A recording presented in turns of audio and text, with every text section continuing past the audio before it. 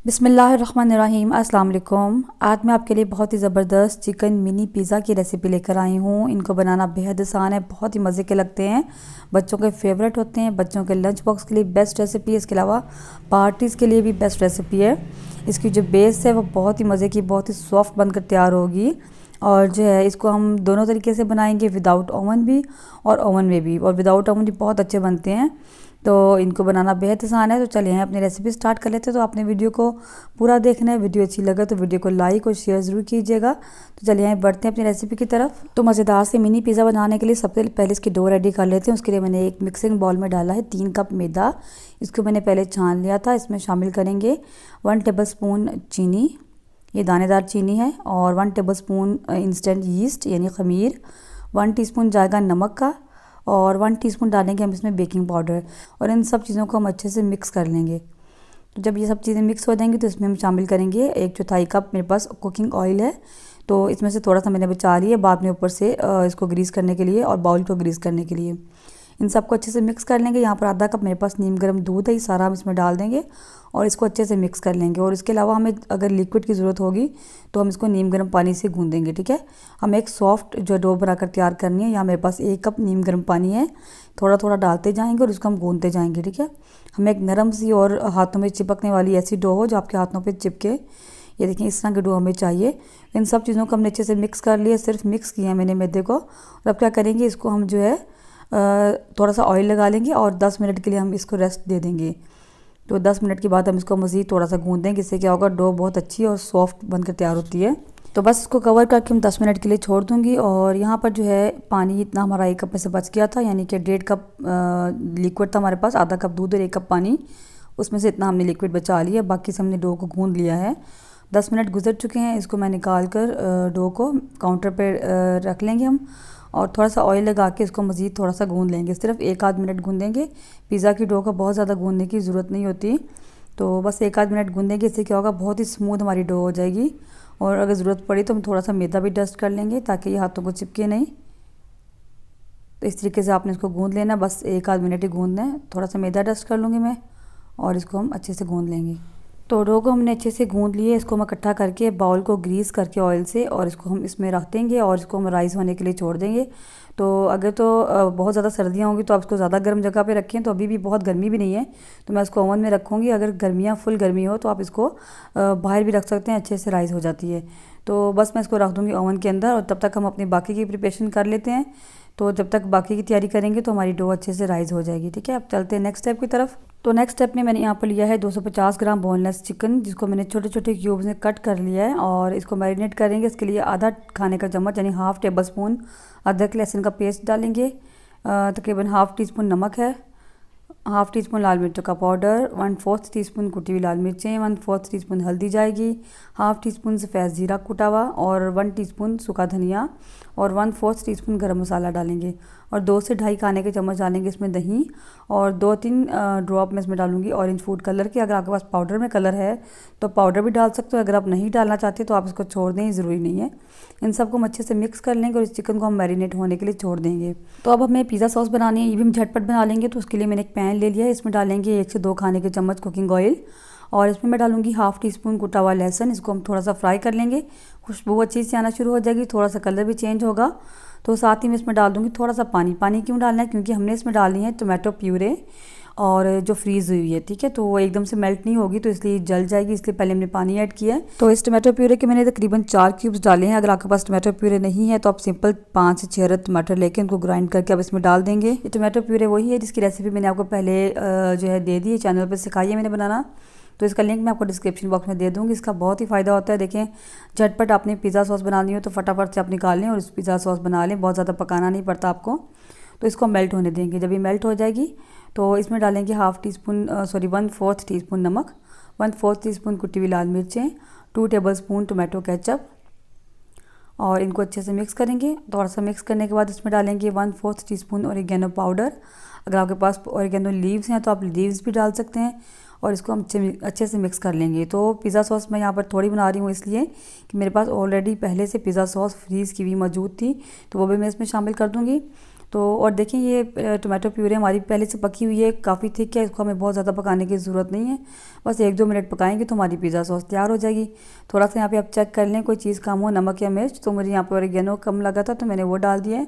और 1 टीस्पून डाली है मैंने चिली सॉस, और डाल के इसको अच्छे से मिक्स कर लेंगे। तो बस मुश्किल से 30 सेकंड या 1 मिनट पकाएंगे, क्योंकि ये ऑलरेडी काफ़ी गाढ़ी है। टोमेटो प्यूरे को मैंने पहले ही काफ़ी पकाया हुआ है, तो उसको ज़्यादा पकाने की ज़रूरत नहीं है। यहाँ मैंने इसमें एक ड्रॉप रेड फूड कलर का डाला था, ये बिल्कुल ऑप्शनल है। अब देखिए हमारी सॉस कितनी जल्दी गाढ़ी हो गई है। बस फ्लेम को यहाँ मैं ऑफ़ कर दूँगी और अब हम नेक्स्ट स्टेप की तरफ चलते हैं। तो नेक्स्ट स्टेप में मैंने ले लिया है पैन, इसमें डालेंगे 1 टेबल स्पून कुकिंग ऑयल, और इसमें डालेंगे मैरिनेट किया हुआ चिकन को हमने इतनी देर मैरिनेट किया जितने में हमारे पिज़्ज़ा सॉस बनी है। तो बस इसको डालकर मिक्स करेंगे, कलर थोड़ा सा चेंज होगा। इसमें हम डाल देंगे पानी, जिस बाउल में चिकन को मैरिनेट किया था उसी में पानी डालकर इसको मिक्स करके हम इसमें डाल देंगे। तो पानी हम इसमें डालेंगे ताकि हमारा चिकन जो है अच्छे से गल जाए, और उसके बाद इसको कवर करके हम जो है ना पकने के लिए छोड़ देंगे। तो इसको मैंने कवर कर दिया और इतनी देर पकाएंगे कि हमारा चिकन अच्छे से गल जाए। तो देखिए यहाँ पर इसको 7-8 मिनट हो गए हैं पकते हुए, चिकन जो हमारा अच्छे से गल चुका है। तो थोड़ा सा जो पानी इसको हम ड्राई कर लेते हैं।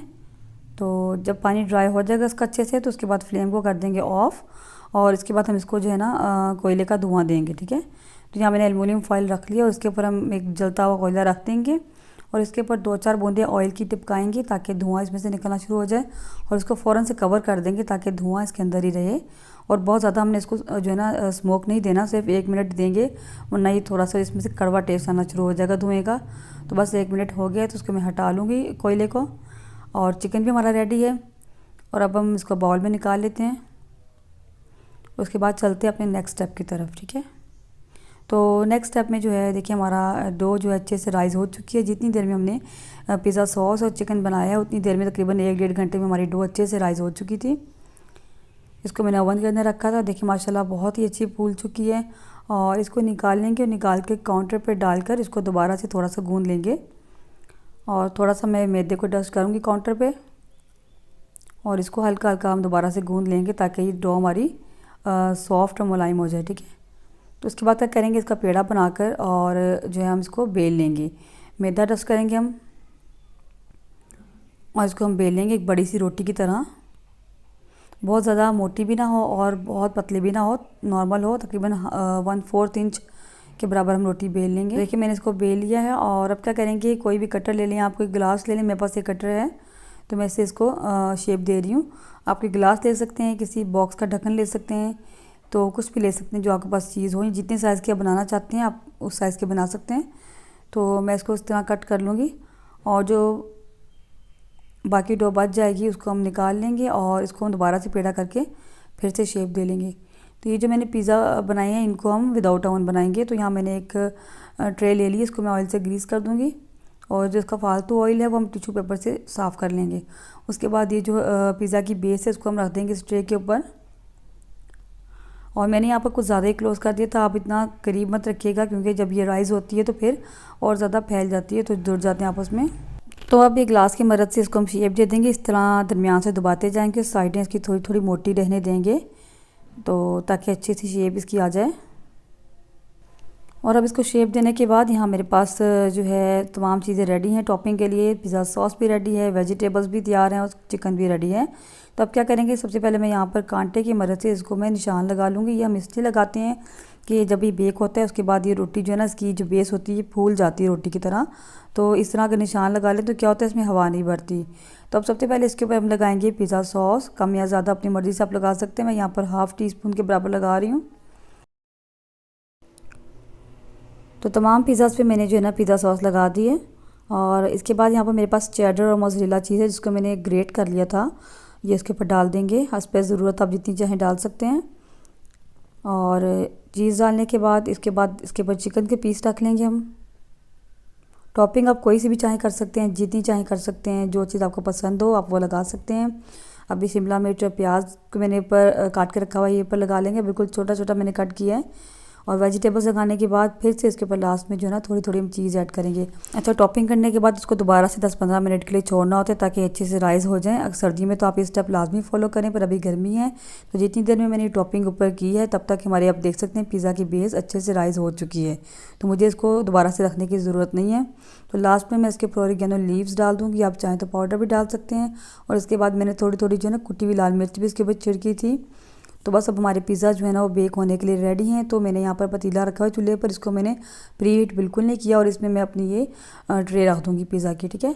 और प्री हीट करें या ना करें कोई फ़र्क नहीं पड़ता। अगर आपने प्री हीट नहीं किया तो आप सिंपल इसको कवर करके सिर्फ 5 मिनट के लिए आपने फ्लेम को हाई कर देना है और उसके बाद आपने फिर इसको सिर्फ 1 मिनट फ्लेम हाई रहने देना है और जब अच्छे से गर्म हो जाएगा उसके बाद आपने फ्लेम लो कर देना है। और विदाउट ओवन जो है इसको 20 से 25 मिनट लगेंगे बेक होने में, ठीक है। अभी ओवन वाले पिज़्ज़ा भी हमारे रेडी हैं ओवन में जाने के लिए।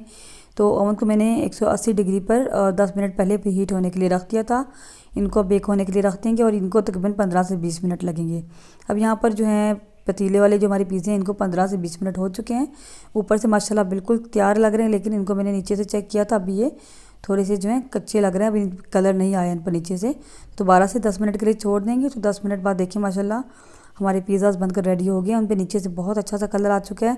तो देखिए आपको मैंने बताया था ये बहुत ज़्यादा जो है ना मैंने क्लोज़ रखे थे जिसकी वजह से आपस में जुड़ गए हैं। डो बहुत अच्छे से राइज़ होगी माशाल्लाह। तो बस ये निकाल लेंगे। तो देखिए माशाल्लाह कितना ज़बरदस्त इन पर कलर आया है जो बगैर ओवन के भी हमने बनाए हैं।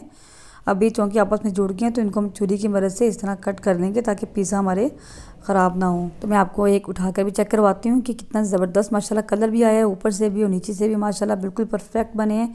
देखकर बिल्कुल नहीं कोई कह सकता कि इनको हमने विदाउट ओवन बनाया है। तो मैं बेकिंग हमेशा विदाउट ओवन ही करती हूँ। नीचे से देखिए माशाल्लाह कितना ज़बरदस्त कलर है।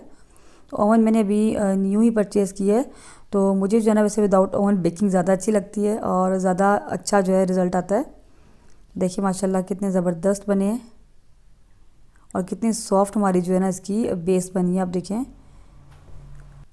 तो इन पिज़्ज़ाज़ को निकाल कर मैं प्लेट में रख दूँगी और उसके बाद जो ओवन वाले पिज़्ज़ा हैं उनको भी चेक कर लेते हैं।